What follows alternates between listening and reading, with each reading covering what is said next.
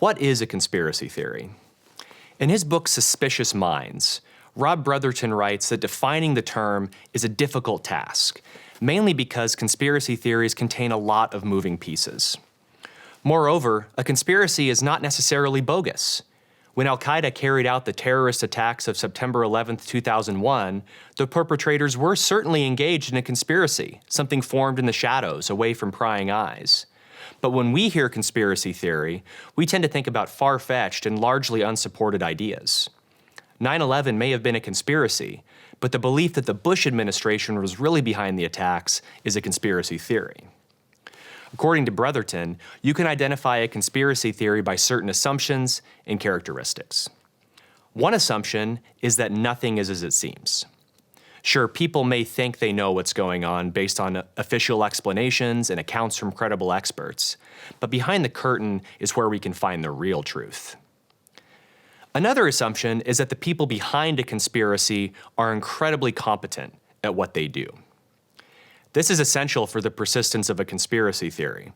After all, it takes a great deal of digging to put together the evidence for what is really going on, mainly because those working behind the scenes are covering their tracks so well. Third, conspiracy theories engage in what Brotherton calls anomaly hunting. That is, identifying supposed inconsistencies in the official narrative and correcting them via alternative explanations. Brotherton cites the initial confusion on 9/11 as providing ample anomalies for future conspiracy theories about the true nature of the attacks. And while most people are willing to excuse these anomalies as fog of war errors, conspiracy theories see something deeper at play. Finally, Brotherton points out that conspiracy theories are ultimately irrefutable and unable to be disproven. Yes, one may observe that simpler explanations exist for an event or series of events, and that a conspiracy theory is far more fantastical by comparison, but that doesn't disprove it. The Warren Commission concluded that John F. Kennedy was killed by Lee Harvey Oswald acting on his own accord. But can we definitively prove that aliens working alongside the CIA didn't force Oswald to do their bidding? We can't, and so conspiracy theories live. Conspiracy theories and conspiracism, the mindset leading one to consider conspiracy theories, are appealing for a number of reasons.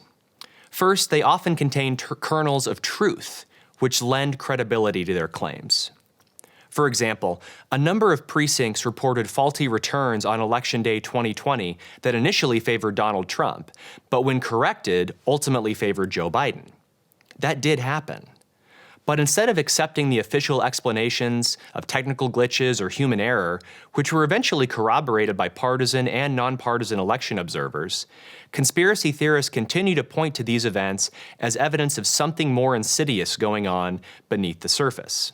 Similarly, Lee Harvey Oswald did travel to the Soviet Union in the years prior to assassinating President Kennedy.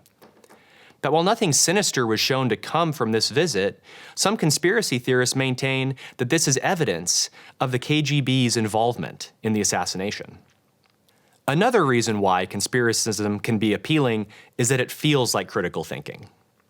In my first class in graduate school, one of the first pieces of instruction I received was be skeptical.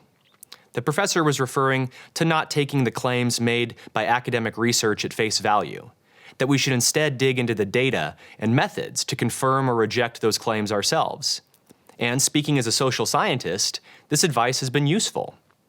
But be skeptical could also be the mantra for conspiracism, to doubt official explanations and narratives, and instead dig deeper for better explanations.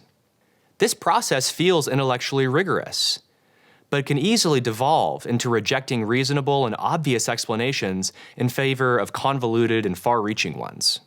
Skepticism and curiosity can be good things in their right places, but when they come to dominate someone's imagination, virtue can easily turn to vice.